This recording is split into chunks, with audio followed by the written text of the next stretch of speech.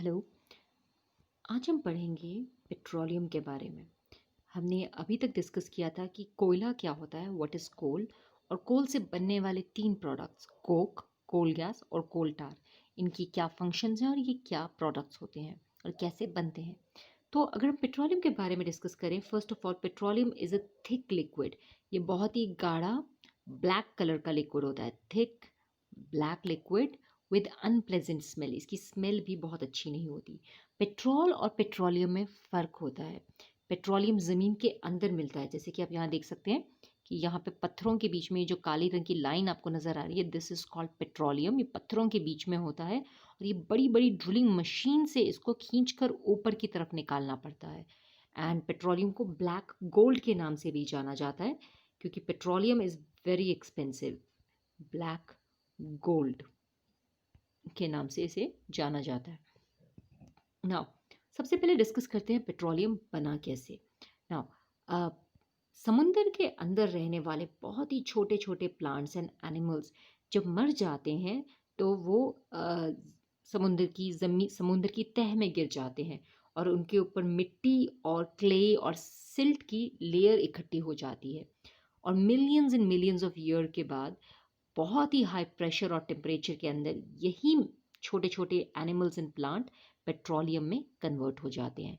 तो हमने पढ़ा था कि कोयला बनाने के लिए हमें डेड प्लांट्स चाहिए और पेट्रोलियम बनाने के लिए हमें डेड प्लांट और एनिमल चाहिए जो समुंदर में रहते हैं।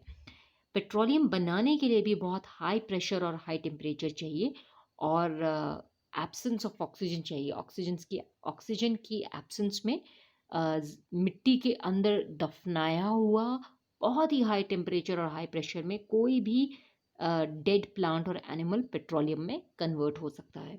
So this is called how petroleum is formed. अगर हम डिस्कस करें कि पेट्रोलियम के अंदर क्या होता है, पेट्रोलियम को क्रूड ऑयल के नाम से भी जाना जाता है।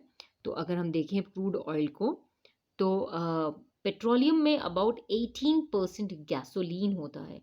गैसोलीन का मतलब होता है पेट्रोल। सो पेट्रोलियम का काफ़ी बड़ा हिस्सा पेट्रोल बनाता है, जिसे हम गैसोलीन कहते हैं।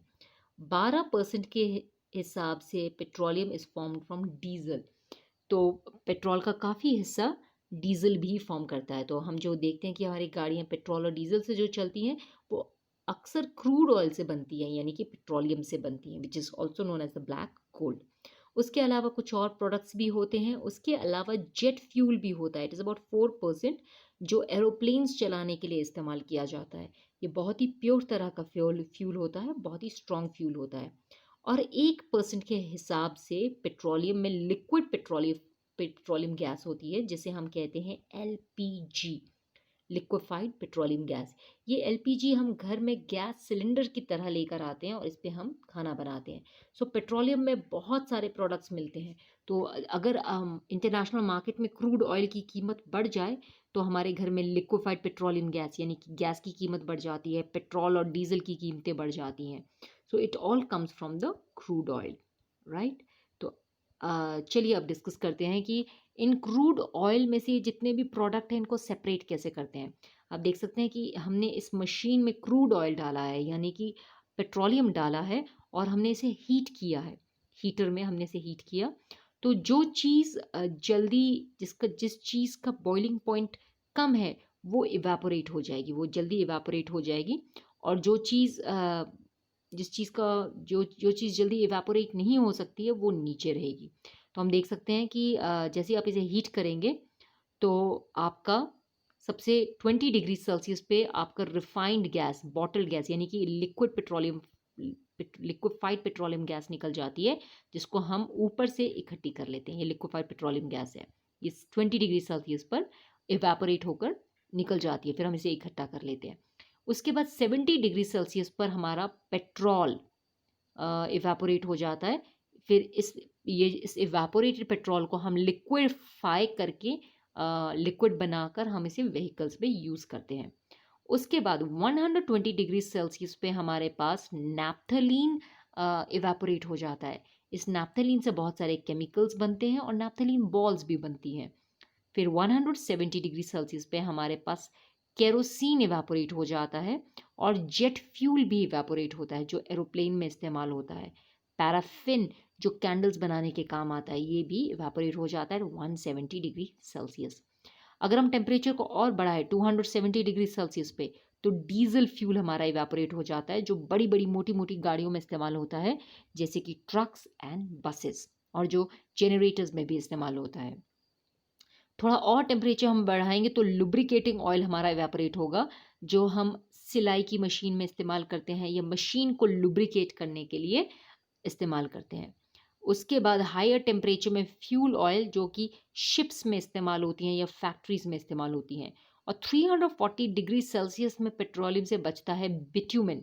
ये बिट्यूमेन रोड बनाने के काम आता है या छतें बनाने के काम आता है। सो ये सारे प्रोडक्ट्स हम देख सकते हैं हमारे पेट्रोलियम से बनते हैं। हमारा bitumen, fuel oil, lubricating oil, diesel, kerosene, naphthalene, petroleum और लिक्विफाइड पेट्रोलियम गैस, राइट। ये आप देख सकते हैं यहाँ पे पेट्रोलियम रिफाइनरीज हैं जहाँ पर पेट्रोलियम को अलग किया जाता है। ये अंदर से ऐसे दिखती हैं, आप यहाँ देख सकते हैं। दिस इज़ हैवी ऑयल जो जल्दी इवापोरेट नहीं होता है। डीजल जिसको इवापोरेट होने के लिए थोड़ा कम टेम्परेचर चाहिए। केरोसिन और कम टेम्परेचर पे इवापोरेट हो जाता है। नैप्थलीन और कम टेम्परेचर पे इवापोरेट हो जाता है। और सबसे कम टेम्परेचर पर गैसोलीन यानी कि पेट्रोल इवापोरेट हो जाता है, राइट। तो इस तरह से हम पेट्रोलियम के सारे प्रोडक्ट को सेपरेट करते हैं। चलिए फिर आज के लिए इतना ही करते हैं। Have a nice day.